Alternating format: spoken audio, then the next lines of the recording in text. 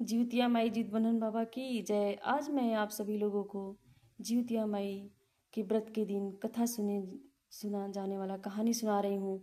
और पूरा फुल कहाँ वाच करिएगा, तभी कहानी का मतलब समझ में आएगा। मैं रंजना सिंह बनारस से आप सभी को जीवतिया माई जीत बंधन बाबा का कहानी सुना रही हूँ। राधे राधे। एक राजा रहलन, एक रानी रहलिन। राजा के 7 लड़का रहलन, उनमें से पीछे से एक लड़की पैदा भइलिन। बड़ी उनकर बहुत मान सम्मान प्यार दुलार इज्जत सब उनके राजा के 5 7 लड़का उनके दे। उनका नाम बहुत दुलारे कर रहलिन, बहुत दुलारे, उनका बहुत प्यार दुलार होत रहल। उनका नाम सोना रखल रहल, सोना बहन सब उनके बुलावे। अब उनकर राजा रानी भाई उनकर अवस्था हो गल, दोनों राजा रानी मर गईलन। अब 7 भाई कहें कि अब हमरे बहन के बियाह के चिंता लगल। अब 7 जने कहें कि अब हमरे बहन के शादी कैसी हुई। सब लोग आपस में बातचीत कैलें, कहें कि चला अब हमने चलल जाए परदेश कमाए। अपने 7 रानी के बोलौलन, कहें कि हमने 7 भाई परदेश कमाए जाते ही हमरे सोना बहन के अच्छे से ख्याल रखत जाए। 6 जने कहली हाँ हाँ जा जा जा, तेरी सोना बहन का बहुत अच्छे से ख्याल रखब, हमने बहुत प्यार दुलार करब और बहुत खियाई पियाई, बहुत अच्छा से रखब। अब 7 भैया अहेर खिला चल गईलन अथवा परदेश कमाए। कहें कि कमा के लेके आई तो अपनी बहन का शादी करब।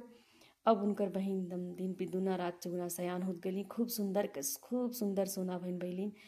अब 7वां जने जन रहली, 7वां भौजाई तो उन तो कभी न सतावे अपनी ननद के, लेकिन उन 6 जने अपनी ननद के बहुत सतावे, बहुत परेशान करे। झाड़ू पोछा बर्तन कपड़ा लकड़ी ऊपरी गोईठी सब करवावे।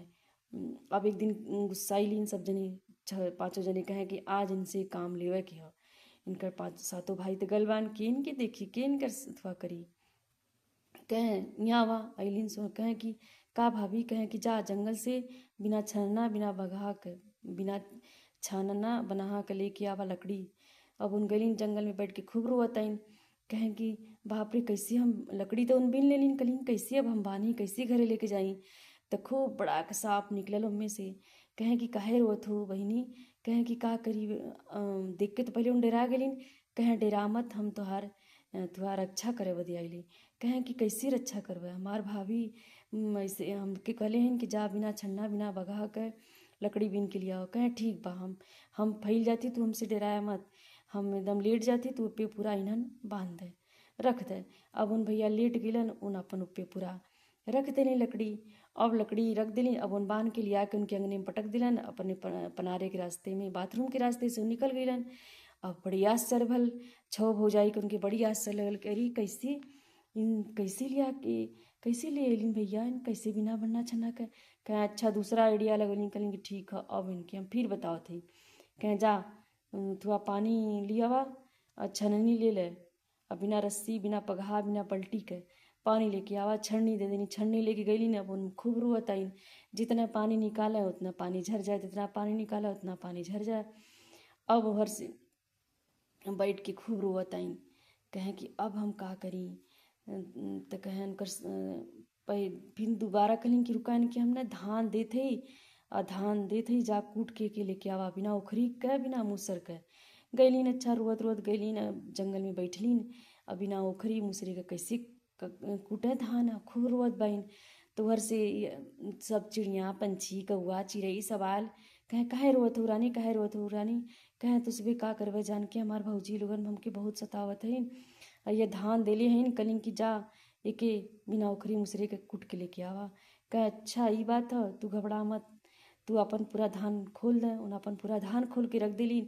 अब जितना चिड़िया पंछी कुल रहल सब उन कूट अपने ठोड़े से कूट सारा धान उनकर कूट गल। और उनमें से एक कानी चिड़िया रहल, उ कानी चिड़िया एक चावल चुरा लेलिस। अब चुरा लेलिस, अब गईलिन घरे तो उनकर भौजाई नाप तौल के दम धेले रहलिन। अब देखत है एक चावल घट गल बा। कहें का कलू एक चावल। कहें कि अरे भाभी हम तो कुल लेके आए। कहें कहाँ बा, जा अब तू फिर जा। अब चलनी देनी, कलिन कि जा ये चलनी में पानी लेके आवा। अब गईलिन खूब रोवत बहन। कहें कि अब हम चलनी में से कैसे पानी लेके जाई और हम का करी। अब फिर गंगा माई में खड़ी होके गंगा मैया से प्रार्थना करत हईन, हे गंगा मैया अब हम कैसे जल अपनी भाभी के लेके जाई, कैसे पानी निकाली, तो पूरा पानी झर जात बा। अब रोवत रहली, रोवत उनकर बाल एक के टूट के बहत चल गल। और उनकर 7 भैया घरे वापस आवत रहन कमा के अपनी बहन के शादी ब्याह करे बदे। अब देखलन तक बार टूटल रहल और खूब उन बियोग करके रोवत रहनी। तो उनमें से कहत हन एक जने कि अरे ये हमरे तो सोना बहन का आवाज़ आवत ह, हमार सोना बहन काहे रोवत हइन। तो उनमें से कुछ भाई कहलन कि अरे तो पागल है, हमार बहन वहाँ दूध भात खा के खिलत हुईन कि तो कहीं यहाँ आईन, यहाँ का करे रहियन जंगल में। कहे नहीं हमारी सोना बहन रोवत हइन। तो कुछ लोग कहलन कि नहीं हमार बहन वहाँ घरे खेलत हइन खा के दूध भात की, यहाँ का करे हइन। और उनमें से सातवां जने कहलन कि नहीं चला देखा ये हमरे बहन का बिलाप ह, हमार बहन रोवत हइन। तब सातों जने गइलन वहाँ देखा तो उनकर बहन सोना बहन चलनी लेके खड़ी भई गंगा जी में बीच धारा में। अब पानी निकाला तो पानी पूरा झर जाता। कहे अरे बहन तू यहाँ कहा। अपने सातों भाई के लपट के लगली रोए और सारा कहानी अपने भौजाइन का बता ले गली। कली कि ऐसे ऐसे हमार भौजाई लोगन बहुत परेशान कली भैया, आप लोगन से हमके छोड़ के चल गए, हमके बहुत परेशान कली। कहे अच्छा ये बात है। अब उनमें से एक जने अपन जांग फाड़ के उनमें बैठा लेन अपने बहन के। अब घरे गइलन सातों जने। कहें कि सातों रानी दौड़ के अलियन, अरे हमार पति आ गइलन, पति आ गइलन।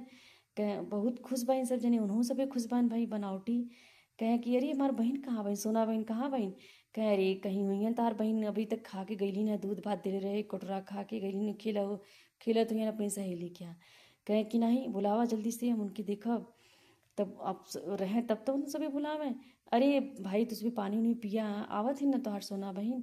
कहना ही सुना छो जने खूब अपन ऐसे ही बहाली बट्टा मारा तही। 7 बजे नहीं तो दूरी खड़ी बहन, उन तक कभी अपनी ननद के कुछ नहीं कर रही, ना उनके परेशान करी, ना उनके सतौली रही, एकदम नहीं सतौली रही। उन 6 जने एकदम परेशान। कहे अच्छा घबरा मत, अगर जी हम एक खूब हम बड़ गड़बड़ा खनवावत हई, ओमे खौलत ओमे करहा रखब, ओमे तेल डालब, उ तेल खौले लगी, ओमे सब जने के पारिक पारा हाथ डलवाई।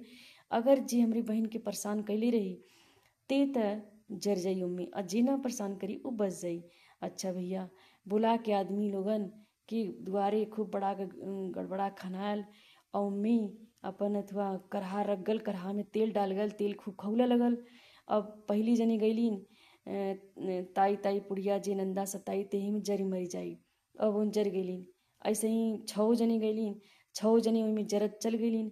और 7वां जनी गईलीन। कहे कहे ताई ताई पुड़िया जे नंदा सताई ते यही में जरी मरी जाई। उन नहीं जरली मल्लीन, उन अपन सही सलामत निकललीन। अब सातों राजा अपन बहिन अपन साथ में रानी के लेके राजपाट करे लगलन। हे जीतिया माई जीत बन्धन बाबा जैसा उनकर राजपाट लौटोलू वैसन सबकर लौटाए। बोलिए जीवतिया मैया की जय, जीवत बाहन बाबा की जय।